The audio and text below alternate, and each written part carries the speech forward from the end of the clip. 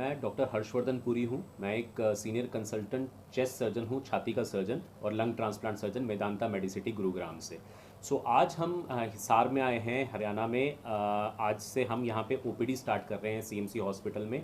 OPD services में हम patients को देखेंगे और उनको जो हमारी राय है छाती की सर्जरी के बारे में वो देंगे। बेसिकली आप सब जानना चाहते होंगे कि छाती की सर्जरी होती क्या है, बेसिकली क्यों ये इतना।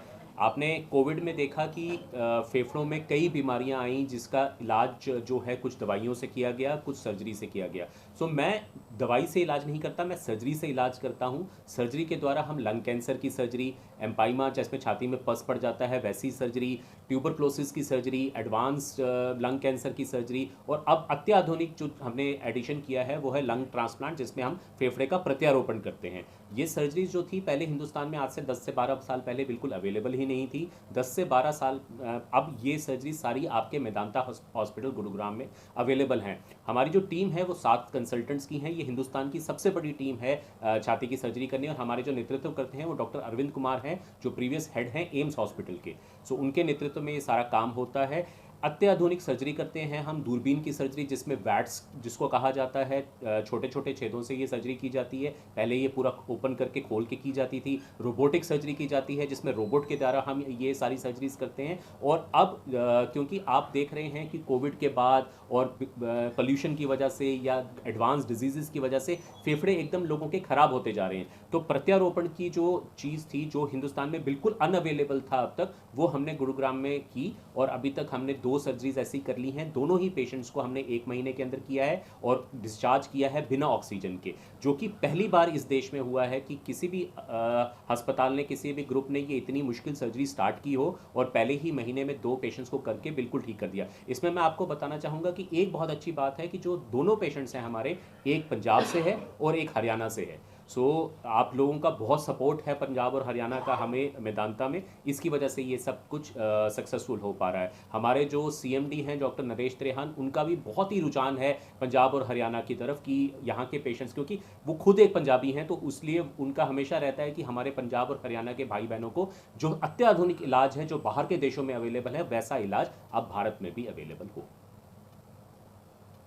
छाती के अंदर हर ऑर्गन जो है हार्ट को छोड़ के उसकी सर्जरी करते हैं। इसमें सांस की नली की सर्जरी आ जाती है जिसमें सांस की नली में सिकुड़न हो जाता है या ट्यूमर हो जाता है। हम खाने की नली की सर्जरी करते हैं जिसमें खाने की नली के कैंसर की सर्जरी करते हैं। फेफड़ों की सर्जरी करते हैं जिसमें मैंने आपको लंग कैंसर, एम्पाइमा, एस्परजिलोमा, हिमोप्टिसिस, कई तरह की बीमारियां बताई। और इसके अलावा जो झिल्लियाँ होती हैं पेट और छाती के बीच में, जिसको डायफ्राम कहता है, उनकी सर्जरी करते हैं। ये हमारी प्रमुख हैं। जो आप समझिए यहाँ गले से लेके पेट के बीच में जितने अंग आते हैं हार्ट को छोड़ के, उन सब की सर्जरी हम अत्याधुनिक तरीकों से करते हैं। का नाम आते ही सोचते हैं कि बहुत ही महंगा है, बहुत ही वो है, लेकिन हमने कई तरह के पैकेजेस अब आम जनता के लिए, पहले तो वहाँ सब कार्ड्स चलते हैं जैसे ECHS, CGHS वगैरह। गवर्नमेंट की, हरियाणा गवर्नमेंट पूरी तरह से वहाँ पे सक्षम है वहाँ पे इलाज कराने के लिए। इसके अलावा जो हमारी सर्जरीज है वो अत्याधुनिक दूरबीन की सर्जरी भी हम 3 से 3.5 लाख रुपए के अंदर पूरी की सर्जरी बिना मतलब उसमें आपको कुछ और एडिशन पे नहीं करना पड़ेगा के अंदर कर पाते हैं। क्या आयुष्मान कार्ड जो होता है वो? जी, आयुष्मान कार्ड हमने कार्डिक सर्जरी के लिए अभी ऑन करवा दिया है अपने। चेस्ट सर्जरी हम उसमें अगले 3 से 4 महीने के अंदर डलवाने की पूरी कोशिश कर रहे हैं। हमारी बात जो है गवर्नमेंट के साथ चल रही है इस चीज़ पे। और सर जैसे कोरोना से जो इफेक्ट हुए थे तो उनके लिए क्या कुछ टेस्ट करवाएंगे और उसके बाद सर्जरी कराएंगे या कैसे करेंगे? देखिए, जो कोविड ने हमें ये बताया कि पिछले जो 20 साल थे, 25 साल थे, वो हार्ट की डिजीज़ के थे। हर कोई सिर्फ दिल के बारे में बात करता था, लंग्स के बारे में कोई बात नहीं करता था। पर कोविड ने हमें बताया कि जितने इम्पॉर्टेंट हमारे हार्ट है, उतना ही इम्पॉर्टेंट हमारे फेफड़े भी हैं। क्योंकि आपने देखा कि कितने फेफड़ों के प्रॉब्लम्स हुई, लोगों को ब्लैक फंगस हुआ, वाइट फंगस हुआ, कैसी कैसी चीज़ें हुई।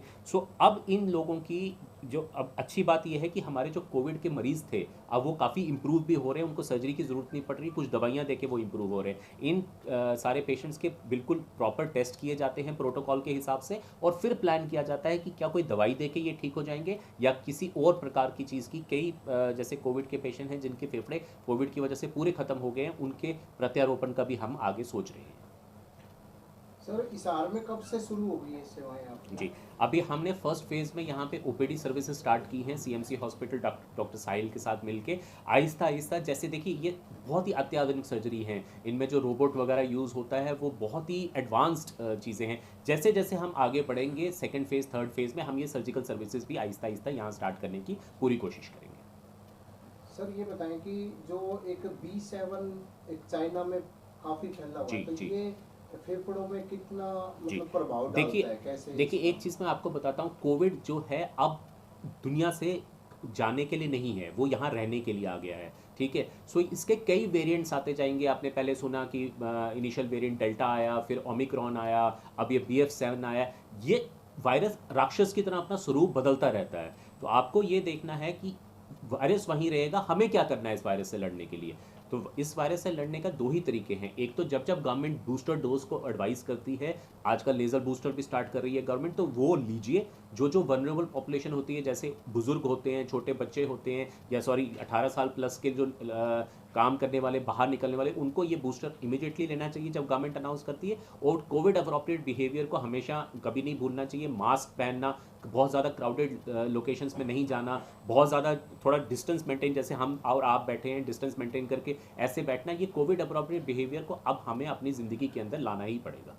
सर जो ये फेफड़े का जो इसके कहाँ ट्रांसप्लांटेशन, मतलब आप कितनी तो पोस्ट आती, कहाँ से लाए जाते हैं? जी, बेसिकली जो ये ट्रांसप्लांटेशन या फेफड़ा प्रत्यारोपण की प्रक्रिया है, ये बहुत ही अत्याधुनिक और बहुत एडवांस्ड है। इसमें हम जो फेफड़े लेते हैं वो डेड डोनर से लेते हैं, जो ब्रेन डेड डोनर होते हैं, जिसका किसी वजह से एक्सीडेंट हो जाता है या ब्रेन बंद हो जाता है पर हार्ट चलता रहता है। तो ऐसे पेशेंट से ये लिया जाता है, उनकी फैमिली से कंसेंट ली जाती है, फिर ये फेफड़े हम उनके अंदर से निकालते हैं और जिस पेशेंट को ज़रूरत होती है उस पेशेंट को ये लगाते हैं। बेसिकली इसकी जो कॉस्ट है वो 30 से 35 लाख रुपए के बीच में आती है, क्योंकि ये बहुत ज़्यादा एडवांस सर्जरी है। इसमें एक्मो मशीन का इस्तेमाल होता है, पेशेंट वेंटिलेटर पे रहता है 48 से 72 घंटे के बीच में, और उसके बाद ये पेशेंट आहिस्ता आहिस्ता 21 दिन के अंदर नॉर्मलाइज हो जाता है और अपनी दिनचर्या में वापस चले जाते हैं। जो हमारे दोनों पेशेंट जो हमने किए हैं, 21 दिन हमने अस्पताल में रखे और दोनों पेशेंट बिना ऑक्सीजन के अब अपने घर पे हैं। आपने सर्जरी के तमाम सर्जरी के बारे में बताया कि फेफड़े व्यक्ति के खराब ना हो तो क्या एहतियात बरते जी, हमारे बहुत जो अच्छा दर्शक सवाल हैं? पूछा सर आपने। देखिए, अगर आप चाहते हैं कि आपके फेफड़े ख़राब ना हो, तो पहले तो जिस तरह कोविड से बचने के लिए हम अपने आप को प्रोटेक्टेड रखते थे, डिस्टेंस का फॉलो करते थे, मास्क लगाते थे। दो चीज़ें हैं जो फेफड़े को सबसे ज़्यादा प्रभावित करती हैं आजकल के ज़माने में, धूल और धुआं। इन दोनों चीज़ों से बचना चाहिए। स्मोकिंग आपको बिल्कुल नहीं करनी चाहिए। बहुत ज़्यादा जहाँ पे धूल और धुआं है, उसमें आपको सरकार की मदद करके या कुछ अपने प्रयोजन करके उसको ख़त्म करने की कोशिश करनी चाहिए। अगर आपको किसी बहुत ही धूल या धुएँ वाली जगह पे जाना चाहिए तो वहाँ मास्क ज़रूर पहनना चाहिए। और तीसरी चीज़ कि आपको खाना अच्छा खाना चाहिए, अपने आप को हाइड्रेटेड रखना चाहिए। कुछ ना कुछ छाती का व्यायाम आपको करना चाहिए, चाहे आप अनुलोम विलोम करिए, चाहे प्राणायाम करिए, चाहे लंबा सांस खींच के सांस रोकने की एक्सरसाइजेस ही करिए, बट आपको अपनी दिनचर्या में इन चीज़ों को इंक्लूड करना चाहिए। सर देश भर में कितने लोग साल भर में प्रभावित होते हैं, मतलब इस एक रोग से? एक अनुमान के हिसाब से हिंदुस्तान की एक तिहाई जनता को कुछ ना कुछ फेफड़े की प्रॉब्लम हर वक्त लगी रहती है। आप आजकल देखते हैं, आप लोगों को भी हुआ होगा, जैसे ही सीज़न चेंज होता है ये ज़ुकाम, गला ख़राब होना, बलगम आना, ऐसी चीज़ें। तो इसको भी मैं एक तरीके का पोल्यूशन या एक तरीके की वायरल लोड या वायरल डिजीज़ ही कहूँगा। ऐसे देखा जाता है कि एक तिहाई जो हिंदुस्तान की जनता है वो एक वक्त के ऊपर फेफड़े की प्रॉब्लम से, छाती की प्रॉब्लम से ग्रस्त रहती है। तो ये सर बुजुर्गों को ज्यादा प्रभावित करता है, युवाओं को करता है? दो एज ग्रुप्स हैं जिसको ये ज़्यादा प्रभावित करता है, एक छोटे बच्चों को और एक बुजुर्गों को। बीमारियां बढ़ गई है ज्यादा?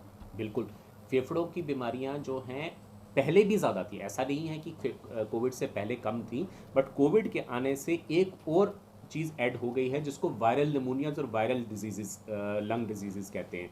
जैसे आपने बहुत ज़्यादा सुना होगा कोविड के टाइम पे ब्लैक फंगस की बीमारी, ये पहले भी हुआ करती थी पर बहुत कम लोगों को होती थी।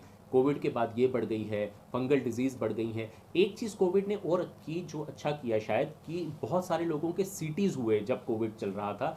तो उसमें क्या हुआ कि कई बीमारियां जो लोगों को थी, जो कोई भी सिम्टम प्रोड्यूस नहीं कर रही थी, वो हम डॉक्टर पकड़ पाए और उनका अच्छा इलाज हुआ।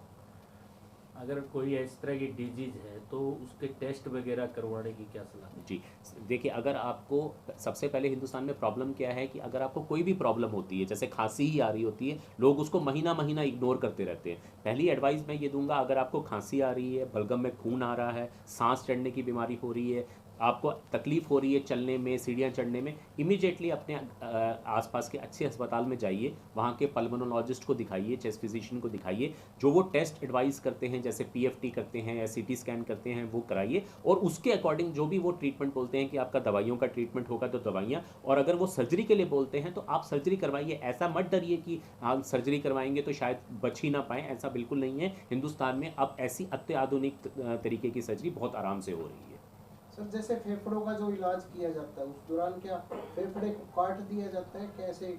जी, जैसे अलग अलग तरीके के जिस तरह अगर किसी को लंग कैंसर हुआ है तो फेफड़े का वो भाग जिसमें लंग कैंसर हुआ होता है उसको पूरा का पूरा निकाल दिया जाता है। कभी कभी ऐसा होता है कि पूरा का पूरा एक फेफड़ा खराब हो जाता है, न्यूमेनेक्टमी नाम की सर्जरी करके उस फेफड़े को निकाल दिया जाता है, तब भी आदमी सर्वाइव कर जाता है। और अगर ऐसी सिचुएशन आ जाए कि फेफड़ा बिल्कुल ही खराब हो जाए, एंड स्टेज पे आ जाए, ऑक्सीजन की रिक्वायरमेंट बढ़ती जा रही है, तो फिर फेफड़ा प्रत्यारोपण की जो चीज़ है उसको सामने लाया जाता है और पेशेंट को ऑफर किया जाता है। सर जन जागरूकता के लिए अंतिम सवाल कि क्या आप लोगों को संदेश देना? देखिए आप ये समझ के चलिए कि अगले 20 साल जो हैं वो सबसे ज़्यादा फेफड़े की डिजीज़ के होंगे। तो अपने फेफड़े के लिए आप जो मैंने एक्सरसाइजेज बताई, जो अच्छा खान पान का बात की, जो हाइड्रेशन की बात की, वो रखिए। अपने आप को जो बाहरी बीमारियां हैं, वायरल डिजीज़, उनसे बचाने की कोशिश कीजिए। जो सरकार आपके लिए बूस्टर डोजेज, वैक्सीनेशन वगैरह देती हैं, उसको लीजिए। और लास्ट चीज़ कि एटलीस्ट कोई भी आपको सिम्टम होता है, इमीडिएटली अपने आसपास के किसी अच्छे फिजिशियन, अच्छे चेस्ट फिजिशियन या सर्जन के पास जाके उसको चेक करवाइए।